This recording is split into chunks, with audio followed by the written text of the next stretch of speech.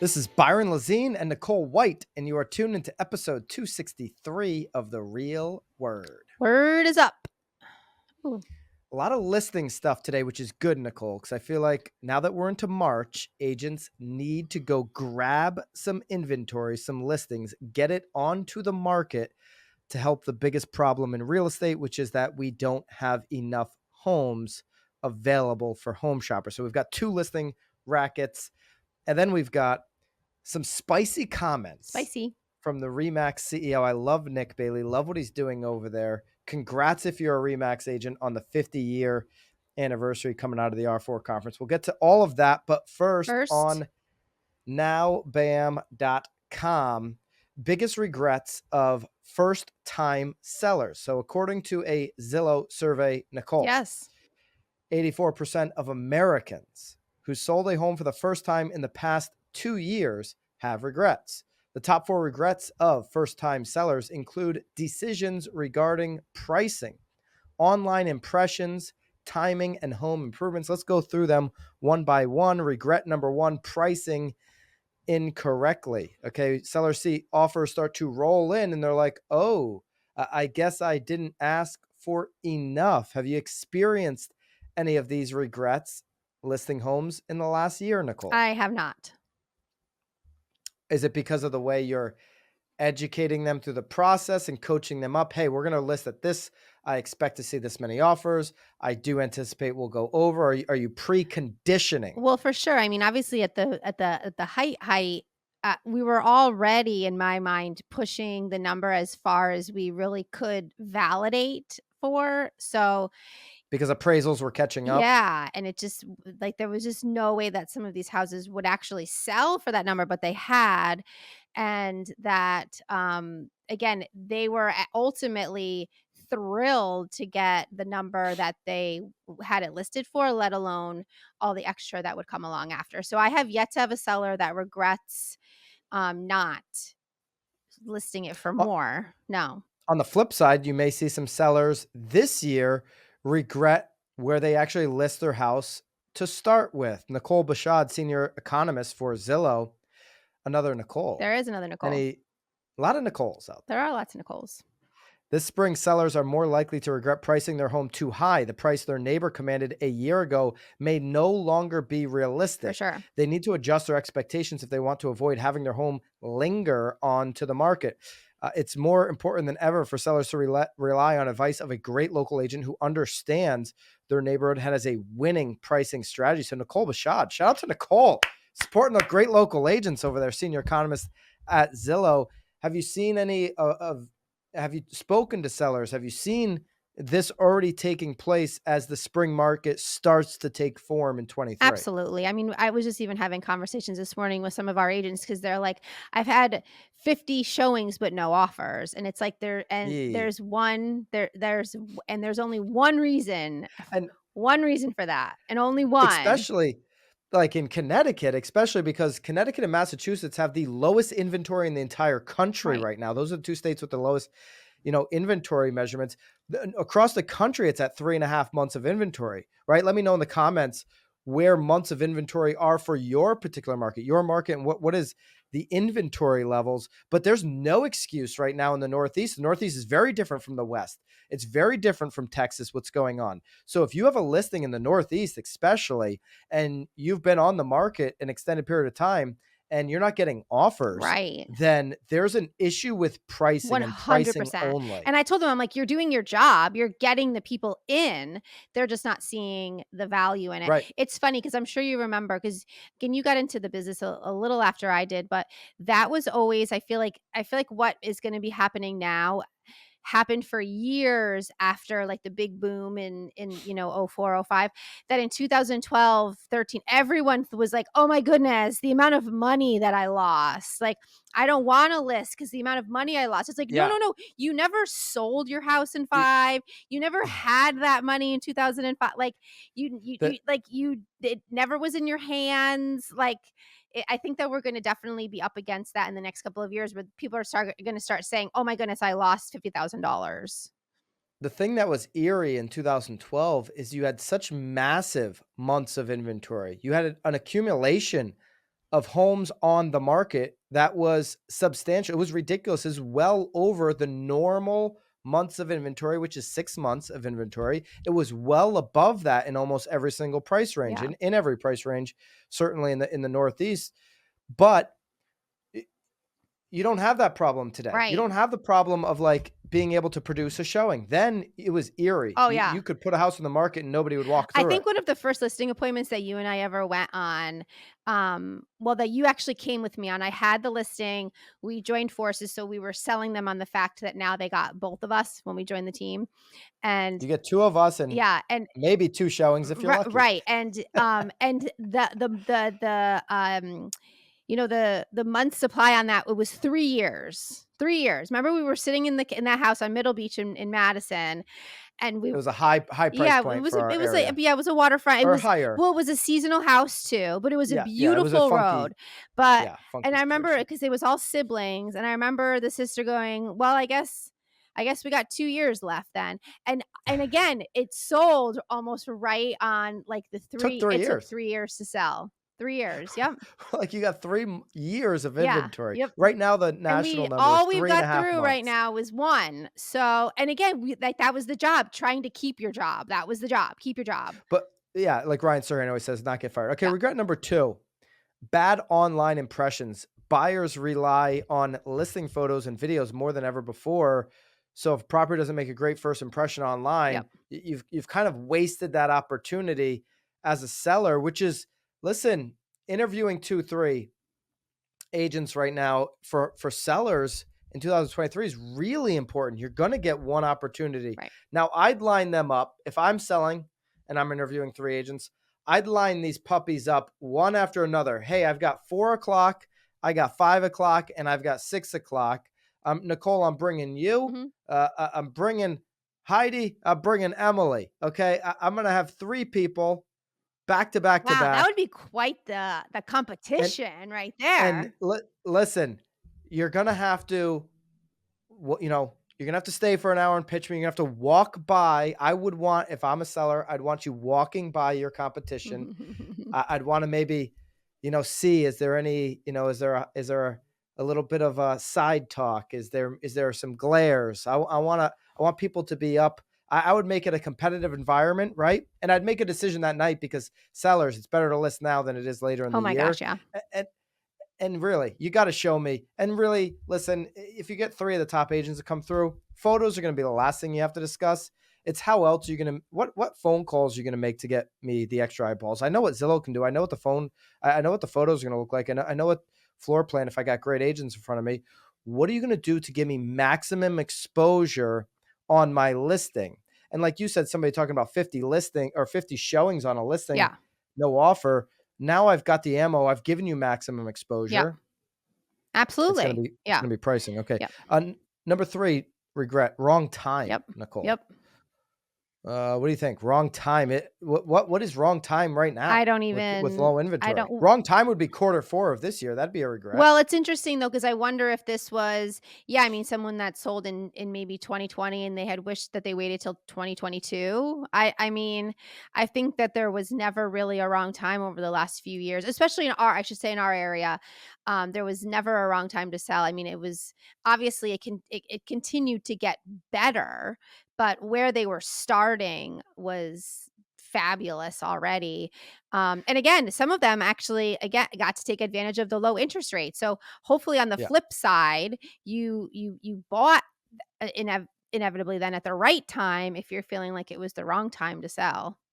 Yeah, if you got in on one of those interest Right. rates, you certainly did. More than 1/3 wish they knew how quickly their home would sell, so they thought they'd have more time in their home. But Hmm. certainly if you're going to get top dollar, it's usually going to happen quickly in the process, right? Right. So if money's important to you, plan on be able to articulate to somebody where money's important that this is going to happen quickly if we're going to get all the money. Right. Number 4, not making home improvements. Nicole, this is your wheelhouse. Speak to that.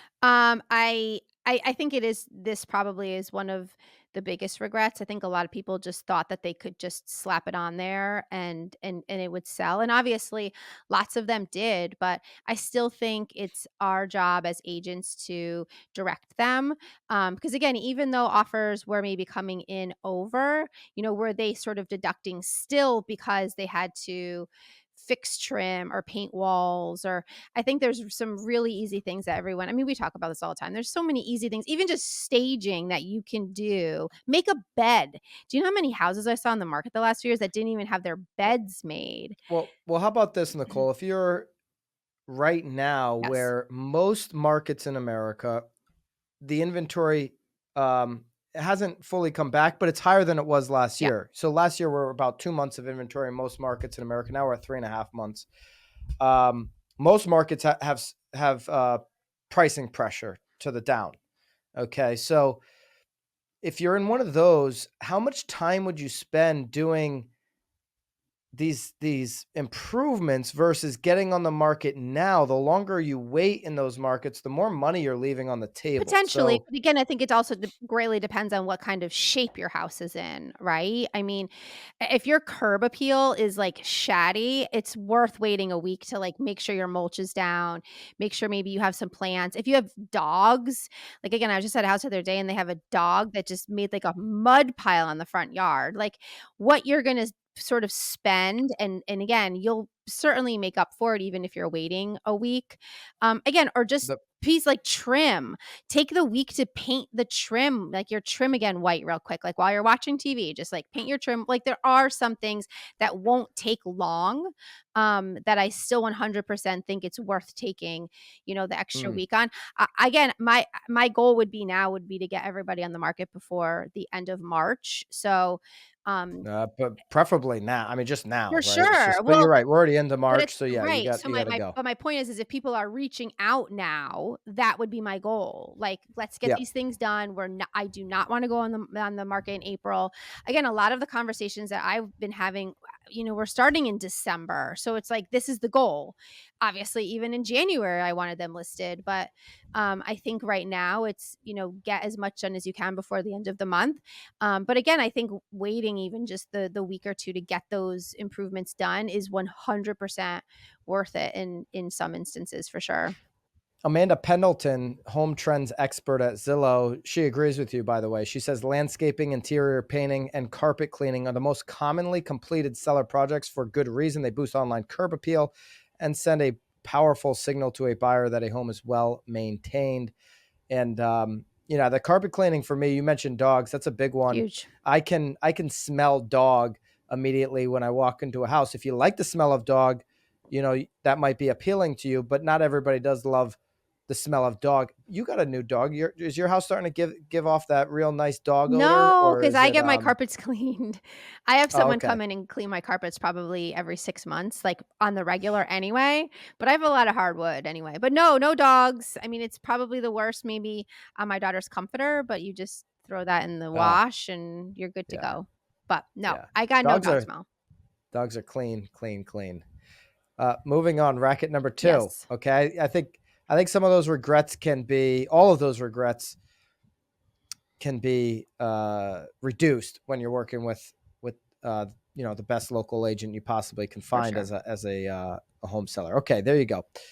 You may want to go out there as an agent, hit the thumbs up if you agree with this, and put some of that information out there. Here's the regrets on this side of the table. Here's what we do to make sure you're not one of those home sellers that has those For regrets, sure. and showcase your Well, I abilities. think Okay, that this racket is the number. perfect thing to bring with them so that they even know Yeah, what they could potentially be regretting, and let's counteract that now, right? So you're not in the same position. For sure. here's what we're doing to prepare. Yep, Racket number two, there's one, this is Inman, 1.25 million fewer $1 million homes in America in 2023. Okay, that's a lot of homes a that are lot of now no longer homes. $1 million homes. The share of $1 million homes in the US dropped from a high of 8.6% in June 2022 to approximately 7% in January to start the year, due in part to higher mortgage rates that have cut into home buyer purchasing power. The number of $1 million homes in the US is on the decline. This is according to a Redfin that just report that just came out yesterday, came out at the beginning of this week, Monday. That 7% share of $1 million homes is about the same as it was a year ago. Okay. So a year ago, we had 7% $1 million homes in this country. It went up to about 8.6 Right. some point last year. Those interest rates get jacked up, and now we're back to 7. But it's up from, Nicole, 4.2% in January 2020 before the COVID-19 pandemic began. So before we started printing all this free money, before DC just started pumping trillions of dollars into, you may say, well, how does that work? They're giving people $1,400, in stimulus. Well, because all those $1,400 stimulus checks have now ended up in the hands of people who own big businesses, all these people with a lot of money, and then they go out and buy $1 million homes. That's kind of how that works right there. Okay. So the money always ends up with the people that are selling a product, and the people that were getting that money, maybe weren't saving it. Okay. So 4.2% January 2020, now 7%. In terms of actual number of $1 million plus homes in the US, that figure dropped from $7.5 million plus homes in June 22 to $6.2 million plus homes. A lot of millions. Lots here. of Jeez. millions. Too many millions. So in other words, 1.2 million plus $1 million homes have been taken out of the reduced. market. Yep. Redfin's report used data from the Redfin Housing Value Index, public records, and MLSs to determine the value of more than 99 million U.S. properties. Okay, so how many more times can we say million? Hit the thumbs up if you've heard it's it like a drinking enough. game. We should make it into a drinking game. Million. A couple things stand out to me. Okay. What stands out to you, Nicole? And then I'll give you Well, my I really thoughts. wish that I could actually see this article. It's really devastating to me. Here we go. Password problem, I have technology issues. so many friggin' problems. Nick Bailey has a thought on agents that can't use technology. Yeah, they should probably be fired. They should probably fire themselves. I get it. Again, I guess I'm not overly surprised. I'm not surprised that we're back where we were a year ago. Again, May, June was like crazy high. So the numbers, again, don't surprise me. The fact that we're at 7 and we used to be at 4, that doesn't surprise me either. Because again, I'm really just strictly talking about our market. I mean, we haven't seen an increase since, the big crash. So houses are finally coming back up in above value. So I think that obviously made probably a huge impact on this 4 to 7, just the northeast values finally bouncing back. Obviously a lot of new construction was happening. I mean, I know down in Florida where you are, like I can't even imagine the frenzies that are happening down there, if they still are, but the numbers down there are bonkers. But none of this surprises me. I am a little surprised. Well, no, I guess I'm not surprised. Yeah, no, all of it seems to make sense. Again, you always see sort of prices always sort of dropping a little bit this time of year. Again, luckily in the Northeast we haven't had snow, so I think our bounce back will happen a lot quicker. But I'm not surprised by it. Are you surprised by it? Yeah, I think certain. I'm not surprised by this. No, I think certain pockets probably had were a greater contributor to this number. You think about Florida now making up 9 of the top 12 most expensive neighborhoods in America. The other 3 are in California. Florida has way more $1 million plus homes than they did, pre-2020 for sure. Because of the inbound migration and everything that's kind of taken place there. All right, couple things that stick out to me. Okay. A high of 8.6 of all homes were million plus. And then now we're at 7%, but before COVID, we're at 4.2%. Okay. So that means a high, an all-time high, 8.5%, but normally, we're going to be somewhere between this 4% and maybe as high as 7%. That's kind of the range of how many $1 million homes there are in America. And what do you hear agents always say? I want to be a luxury real estate agent. I want to sell $1 million home. Yeah. And some of them can, but here's the deal. You better live in the right market to do it. Right. Or know the right people to do it. If you're living in rural America in a town with maybe 20,000 residents that sees anywhere from 12 to $18 million homes a year, that's not the market to be. I'm just going to be a luxury agent, because out of those 12 to 18 home sales, 50% of them are going to get sold by somebody that they absolutely drink martinis with, 100%. or that they're cousins with, or that their wife I'll be honest, has a I don't license. think you're doing cousins. I think you're drinking a You know what I'm martini saying? at the It's club. You're at the golf tennis, club, you're at the tennis beach club. club. The Yeah, they're one of So you're you. talking about Yeah, let's just say you're talking about 10 opportunities in that particular town. And then you're going up against the three best agents every single every time. time. If your batting average is phenomenal, you're getting 50% of those. So you're listing 5 million plus homes. Way to go. Okay. Way to go. You're just not a luxury agent listing 5 million plus homes a year.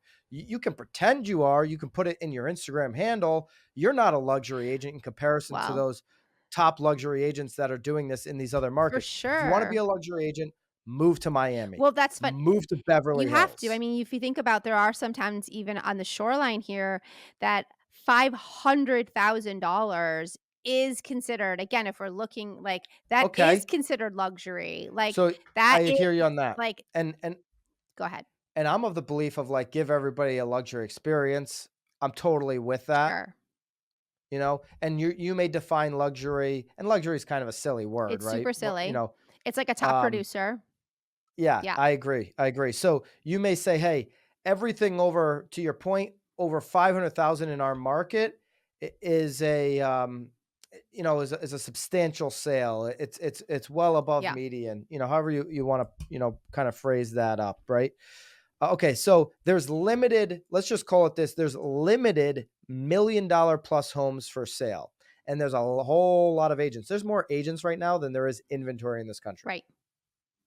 It's actual inventory, it's 3 to 1. Okay. It's 3 agents to every one. So, okay. So you got to decide if I'm going to be a unit mover in real estate, or if I'm going to if I'm going to go sell property in Aspen or Austin or Beverly Right. Hills or Naples, Florida, right? Those are going to be kind of the decisions that you've got to make. New York City, obviously. I Okay. think I'd rather go someplace warm. Yeah. I'll hang out down there. Miami, maybe Maybe. I don't know. Naples. Yeah, I'd head down You'd there. like I don't Naples. think I could do Miami. Miami's I feel like little I'm too hectic. short for Miami. I feel like everyone down there is, like, tall and skinny and probably don't have any children. Yeah, nobody has children in I mind. Nobody. That's a fact check us on I that one. The typical home buyer's monthly mortgage payment, Nicole, is even higher than it was when home values peaked in the spring because rates are so much higher, and blah blah blah. We know the story there. Buying an $800,000 home today would cost more per month than buying $1 million home did a year ago. Wow. If you're crazy. using a mortgage, Right. right? So that's where you've seen some of this reduction, Buying power. and Yeah. yeah, the buying power for sure. And so naturally with that, and listen, no, if you're able to buy $1 million house, you're not in the business of giving money away. You're gonna see more resistance at those price points than you will the median price point when it comes to pricing. So you will see naturally that segment of the market come down quicker than these median price points. And Nicole, just because we were talking about it Yeah. before, you're like, well, we're prepping for this article, Yeah.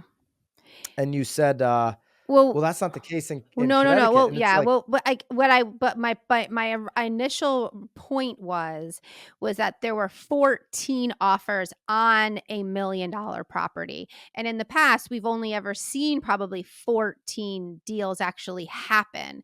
So the fact that there's yeah, 14 buyers that can afford $1 million house, again, just on this one, like there was 60 showings, but 14 offers. That was there, my there was point. Was that there was one particular property that was just a screaming yeah. deal. And then we see others because we were looking, we're like, wow, that got that under contract. So there's some outliers there, but it's not like it's maybe a little bit I above I think again, my point is that there are so pace. many buyers. Again, there's just not Yeah, inventory.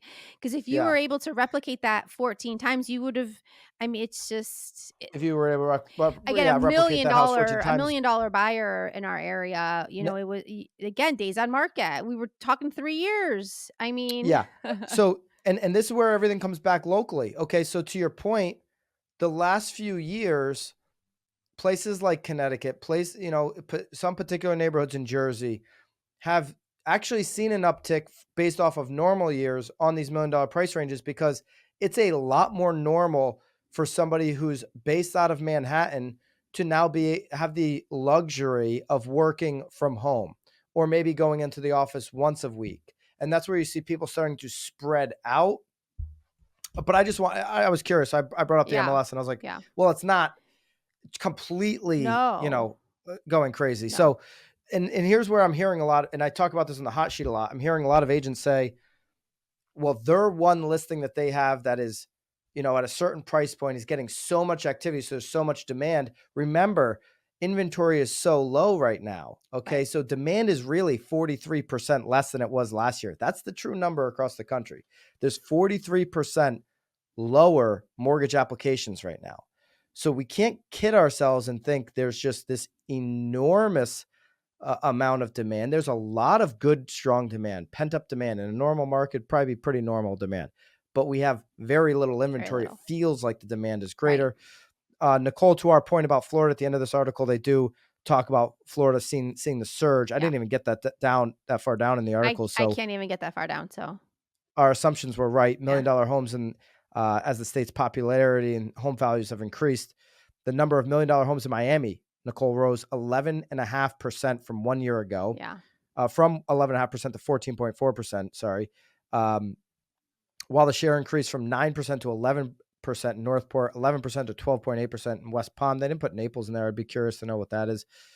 San Francisco was one of the big declines, right? Yep. So people migrating out, Right. you see the decline in those $1 million homes. Yep. People migrating in, you see the increase. Yep. Makes sense. Not a racket. Not a racket. That's what. Hey, listen. The best way to figure out what people like and don't like is just to see where the heck they're moving. That is a true indicator of what's going on out there. Racket number 3. This is a true indicator of agents loving this model. Right. It's been around 50 years. Congrats. Oh, we're clapping for Remax. the big, the Absolutely. hot air balloon. I used to get recruited by Remax all the time, and I'm like, I can't work for a hot air balloon. But I mean, but it's sort of like McDonald's, It's like it's an icon. I mean, you know what the hot air balloon stands for. You know what it is. Everybody knows what it is. Yep. I have nothing but enormous respect for the balloon. Yep. I think it's a great signature logo. And they just had their 50th anniversary in their R4 conference. So congratulations to them. Remax CEO. This is an Inman piece. Nick Bailey. Love Nick. One of my favorite pods, probably my favorite pod of last year.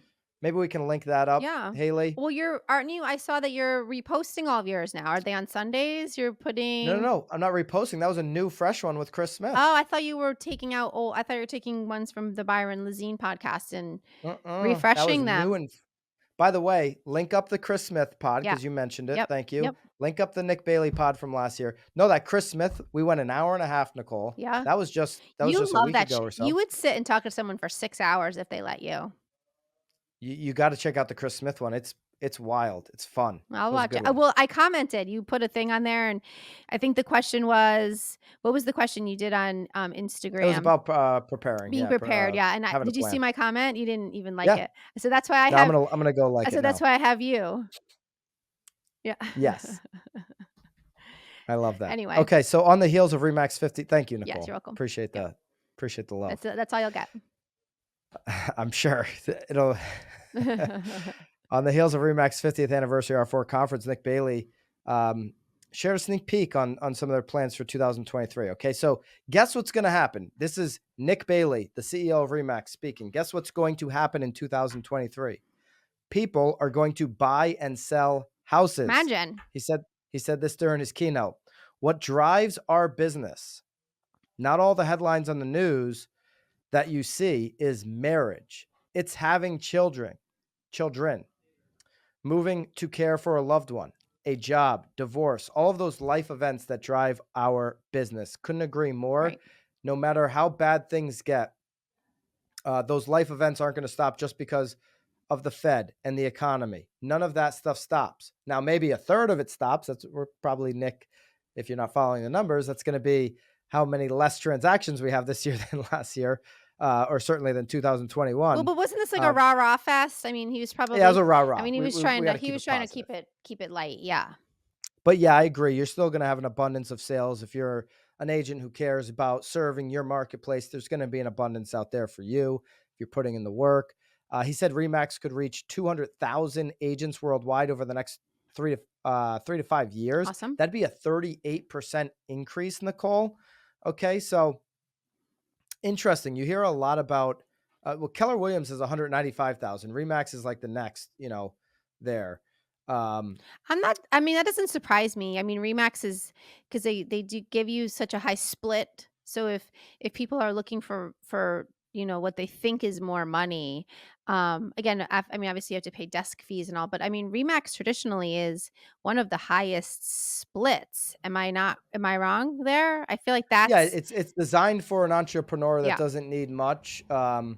You got some fees in there, and every Oh, there's Remax might be definitely a little fees. bit Yeah, I different. mean, you gotta buy your own signs. I mean, there's definitely lots of expenses on there, but again, if you're strictly commission driven, It's a 'cause franchisor yeah, model where you can right. mold your business Yeah, for sure. yeah. He did say something about some of these downlines and everything. Oh, Okay, I uh, he kind of, I don't know that he took a shot. I wouldn't call it a shot. I don't want to say that. Let me find it here. Oh, I just had it up. I had it highlighted for this. Okay. Okay, here it is.